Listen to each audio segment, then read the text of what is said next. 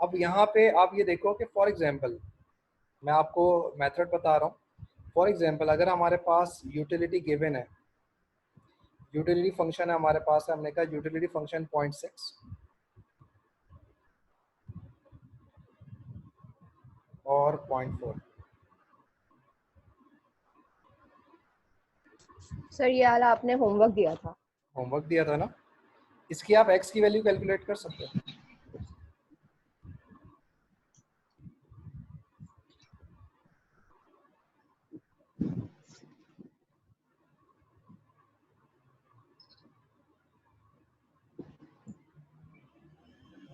अब इसको लैग्रांजियन से सॉल्व करना, इसकी वैल्यू यही आएगी।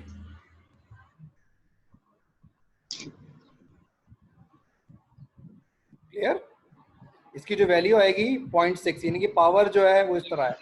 y की जो वैल्यू होगी वो क्या होगी, y की वैल्यू जनाब आ जाएगी सेम 4/10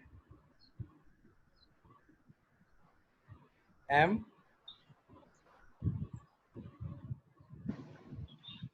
dy। क्लियर? ये y की वैल्यू आ गई, ये x की वैल्यू आ गई। सर इसको हम डिवाइड करेंगे ना? नहीं, डिवाइड नहीं 6/10 करेंगे। एंड 4 नहीं, ये नहीं x करेंगे? निकला है, ये क्यों सर? x निकला है, ये x निकला है, ये ऑप्टिमल चॉइस है। जो डिवाइड आप कर रहे हो वो MRS के लिए करते हो। ये मैंने डायरेक्ट x की वैल्यू और y की वैल्यू आपको कैलकुलेट करके बता दी। सिंपल सा रूल होता है कि जो इनकम है, x की वैल्यू अगर कैलकुलेट कर रहे हो तो इनकम जो शेयर है उसका और जो उसकी पावर होती है वो पहले आ जाती है। आप चेक कर लो, सारे फंक्शंस के अंदर जो है x की यही वैल्यू निकलेगी। सारे फंक्शंस जितने आपने आज तक किए हैं, जितने आपने आज तक फंक्शंस किए हैं, उन सब की जो वैल्यूज है, इन सब की जो वैल्यूज है वो क्या है, इन सब की वैल्यूज जो है वो एज इट इज जो है यहाँ पे आ जाएगी। Okay clear sir. है? क्लियर है?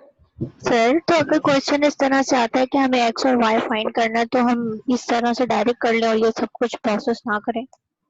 फिर आपने एडमिशन क्यों लिया है M.Com में? आप डायरेक्ट डिग्री बनवा सर मैं लेते किसी से। पूछना चाह रही हूँ कि अगर हमें ये करना, मतलब मेंशन होगा क्वेश्चन में कि हम ये पूरी वर्किंग करें? ये आपको वर्किंग करनी पड़ेगी। मैंने सिर्फ आपको क्रॉस टैली का मैंने बताया है कि क्रॉस टैली किस तरह करेंगे, क्रॉस टैली जो है इसको किस तरीके से करेंगे, ये मैंने आपको सिर्फ एक क्रॉस मैचिंग का एक आपको तरीका मैंने बताया।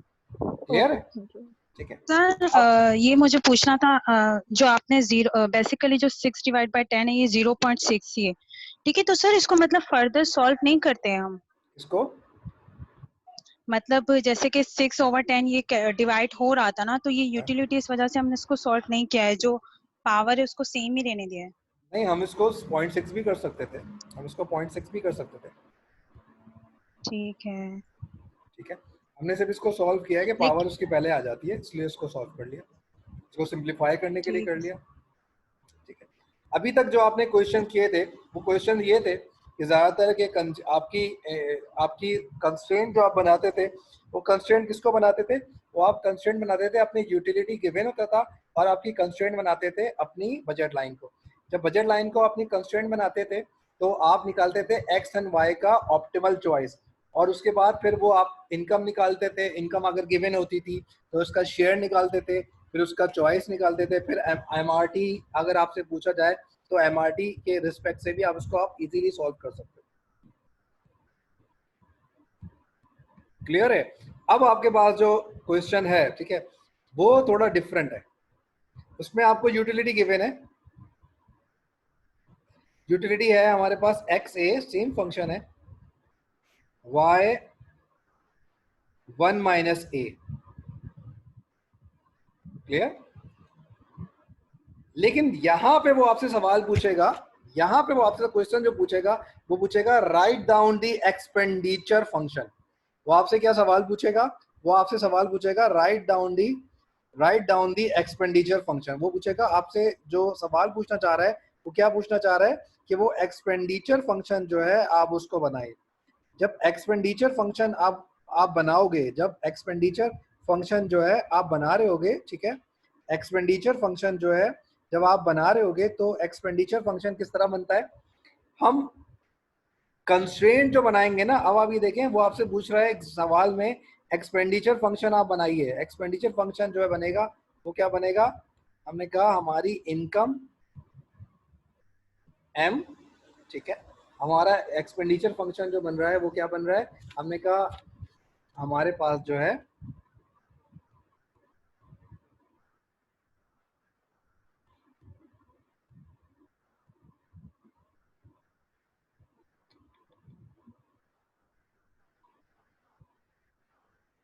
X p x plus y p y minus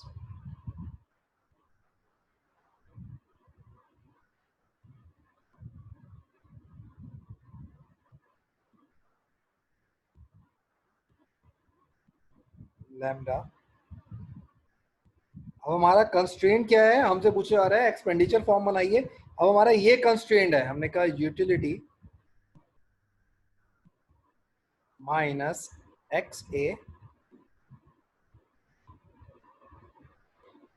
1 Y ए माइनस ए। समझ में आ रहा है, ठीक है। अब आपसे सवाल पूछ रहा है कि एक्सपेंडिचर फॉर्म को आपको बनानी है। अब आपको क्या करना पड़ेगा, आपको फिर वही स्टेप्स करने पड़ेंगे। एक दफा आप एक्स के रिस्पेक्ट से सॉल्व करोगे, एक दफा वाई के रिस्पेक्ट से सॉल्व करोगे, आप एक दफा लैम्डा के रिस्पेक्ट से आप सॉल्व करोगे इसे।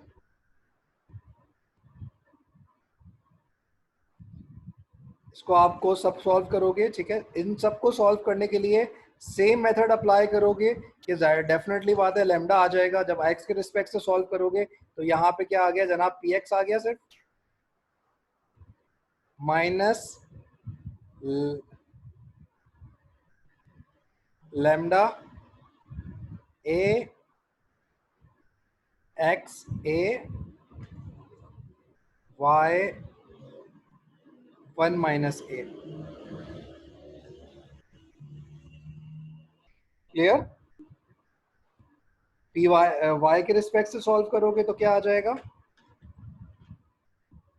P of y minus lambda 1 minus a x, यहाँ पे -1 है, x a y minus a. इसके रिस्पेक्ट से करोगे यूटिलिटी माइनस एक्स ए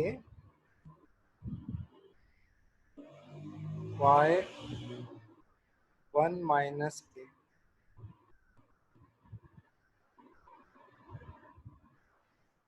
क्लियर। अब आपको लैम्डा के लिए सॉल्व कर लेना है। ये इसको लैम्डा के लिए आपने सॉल्व किया तो ये हमारे पास बन जाएगा p of x is equal to a x a -1 y 1 minus a. Again lambda के लिए सॉल्व किया, लैम्डा 1 लैम्डा 2 के लिए। ये हमारे पास क्या बन गया, पी ऑफ वाई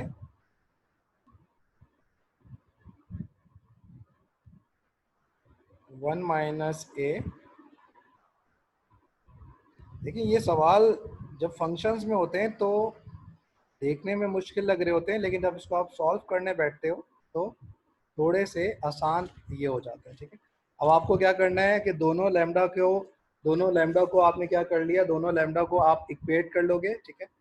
अब दोनों लैम्डा को अगर आप इक्वेट करते हो, हमने कहा दोनों लैम्डा को आपको इक्वेट करना है।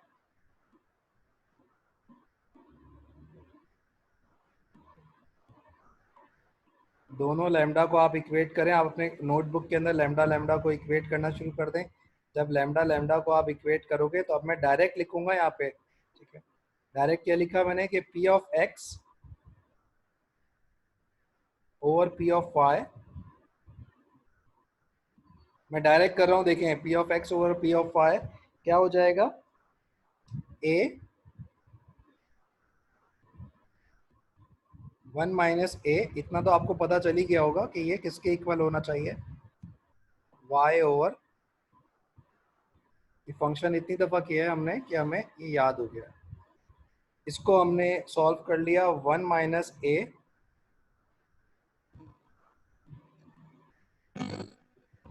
एक्स पी एक्स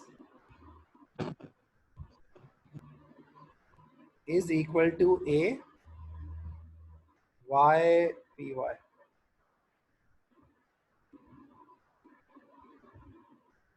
ये हमारे पास इक्वेशन आ गई है। इसको मैं किसके लिए सॉल्व करूंगा? इसको मैं पुट करूंगा इस फॉर्म में। इसको मैं पुट करूंगा, ये जो इक्वेशन है, ठीक है, इसको मैं किस में पुट करूंगा? इसको मैं पुट करूंगा क्योंकि मुझे बेसिकली क्या करना है, मुझे अपनी x की वैल्यू फाइंड आउट करनी है, ठीक है। तो मुझे सबसे पहले मैं इसको क्या करूंगा, सबसे पहले मैं इसको जो हमारा कंस्ट्रेंट की इक्वेशन है, ठीक है, जो हमारे पास बजट लाइन की इक्वेशन है, उसमें मैं पुट करूंगा। बजट लाइन की जो इक्वेशन है मैं उसमें पुट करके मैं जो है वो क्या कैलकुलेट करूंगा, मैं एक्स एंड वाई, क्योंकि अगर मैं यहाँ पुट करता हूँ एक्स एंड वाई, ठीक है, तो एक्स एंड वाई करता हूँ तो मुझे यहाँ पे मुझे कंस्ट्रेंट अचीव नहीं होगा। तो मैं इसको क्या करूंगा, जो बजट लाइन की इक्वेशन होती है उसमें पुट करूंगा, क्योंकि मुझे एक्स की वैल्यू भी चाहिए और मुझे वाई की वैल्यू भी चाहिए। तो मैं अगर एक्स की वैल्यू डायरेक्ट लिख लूँ, x is equal to, x की पावर क्या थी, a m over p x. Clear? Exam में आप इसको सॉल्व करोगे, मैंने यहाँ पे टाइम की अनअवेलेबिलिटी की वजह से मैंने एक्स एंड वाई की इक्वेशन मैंने डायरेक्ट लिख ली है, क्योंकि हम ऑलरेडी इस फंक्शन को पीछे भी सॉल्व करते हुए आ रहे हैं, ठीक है।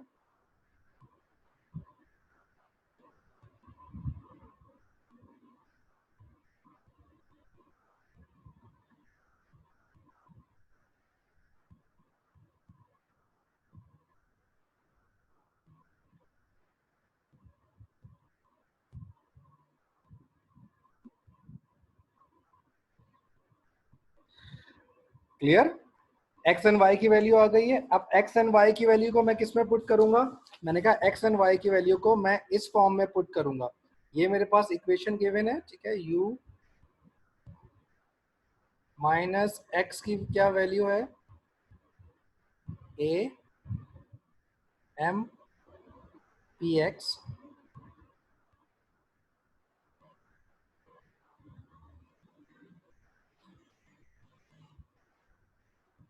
ये a है, इसके ऊपर भी और इसके ऊपर भी है।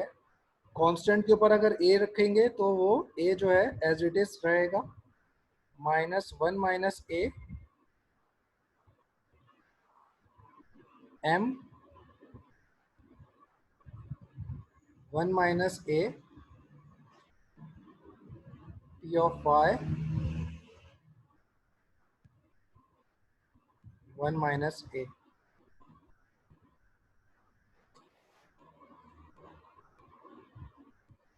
क्लियर है? क्लियर है? सॉल्व ये इसको अब आपको क्या करना है, इसको सिंप्लीफाई करना है। सिंप्लीफाई करना है किस फॉर्म में करना है? अब इसको आपको मजीद सिंप्लीफाई करना है in the concept of m। m के लिए अब आपको इसको सिंप्लीफाई करना है। आप इसको सिंप्लीफाई करते जाएंगे, ठीक है। इसका जो आंसर है, ठीक है, इसका जो आंसर होगा, आप इसको सिंप्लीफाई करोगे, इसका जो आंसर होगा मैं आपको उसका वो बता देता हूँ, ठीक है। इसका जो आंसर होगा वो हमारे पास होगा m की फॉर्म में यूटिलिटी कांस्टेंट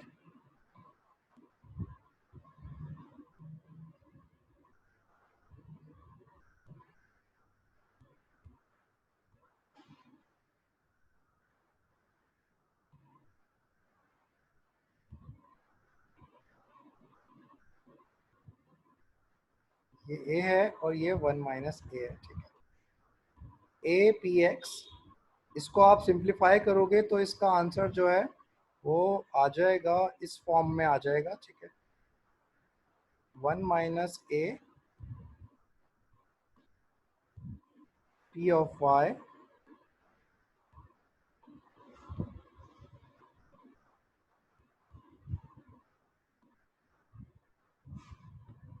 ये हमारे पास जो आंसर आया है, ठीक है, वो इस फॉर्मेट में हमारे पास आंसर, तो सॉरी गलत लिख दिया,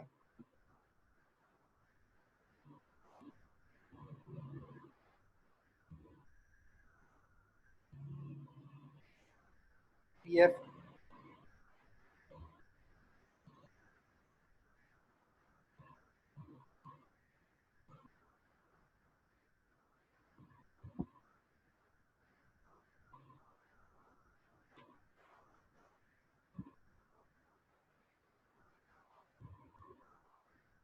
क्लियर है? इसको सिंप्लीफाई करोगे तो इस फॉर्मेट में ये आंसर आ जाएगा। इसको सिंप्लीफाई अगर आप करोगे तो ये जो आंसर आएगा, ये हमारे पास ये जो आंसर आएगा ये किस फॉर्मेट में आ जाएगा? इस फॉर्मेट में आंसर आ जाएगा। क्लियर? इसको हम लोग क्या कहेंगे कि ये हमारे पास क्या है? ये हमारे पास एक्सपेंडिचर फॉर्म है। ये हमारे पास कौन सी फॉर्म है? ये हमारे पास एक्सपेंडिचर फॉर्म है। क्लियर? अगर मैं बोलता हूं कि फॉर एग्जांपल हमारे पास ए की वैल्यू, अगर फॉर एग्जांपल एज्यूम करते हैं कि जो ए की वैल्यू है वो हमारे पास है 0.5, ए की वैल्यू है हमारे पास 0.5, तो हम इसको अगर आप इसमें पुट करके करते हैं, ए की वैल्यू हमारे पास 0.5 है, तो हमने इसको सॉल्व किया, ये हो गई ए की वैल्यू, हमने कहा कि 0.5 है, हमने इसको सॉल्व किया, यहाँ सॉल्व कर लेते हैं इसको। ए की वैल्यू अगर हम कहते हैं कि इसको 0.5 है, अगर हमारे पास ए की वैल्यू गिवन थी, हमने कहा ए की वैल्यू एज्यूम करते हैं कि हमारे पास 0.5 है, तो 0.5 को हम किस तरह से करेंगे? हमने कहा m is equal to utility constant है, p ऑफ x जो है वो हमारे पास क्या हो गई है? 0.5 का मतलब है हाफ,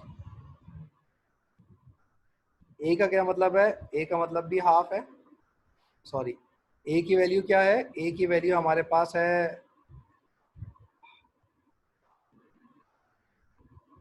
हाफ की पावर हाफ।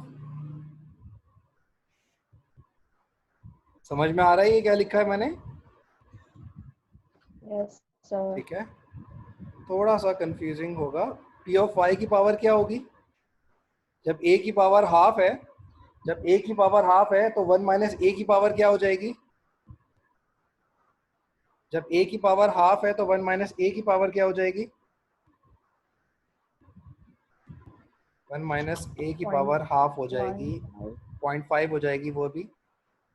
1 माइनस a ये क्या है? ये भी हमारे पास है सेम एज इट इज हो जाएगा, यानी कि ये हमारे पास एज इट इज क्या टर्म आ जाएगी? हाफ है ये, इसकी पावर भी क्या है? हमारे पास हाफ है। क्लियर? इसको अगर आप सिंप्लीफाई करोगे तो ये यूटिलिटी है, ये कांस्टेंट है, ये बाहर आ गई हमारे पास, ये हो गया 4, सॉरी ये हो गया 2 की पावर हाफ है, ये 2 की पावर हाफ है, डिवाइड हो रहा है, तो ये जब इसको सॉल्व करेंगे तो ये ऊपर चला जाएगा, ऊपर चला जाएगा, तो इसकी पावर क्या हो जाएगी? दोनों आपस में कैंसिल आउट हो जाएंगी, तो ये सिर्फ 2 रह जाएगा। इनकी पावर क्या है? p of x half, p of y half, sorry ये p ऑफ x हाफ और p ऑफ y, ये हमारे पास क्या आ गई है? ये हमारे पास एक्सपेंडिचर फॉर्म आ गई है। ये कौन सी फॉर्म है कि अगर हमारे पास वैल्यू गिवन है, अगर वैल्यू गिवन नहीं है तो ये बनेगी, अगर वैल्यू गिवन है तो हमारे पास इसको हम लोग सॉल्व कर लेंगे। So why it's so hard? Yes, I know it's so hard. Clear है? इसको हम लोग इसको यहीं तक रखते हैं, इसको हम लोग यहीं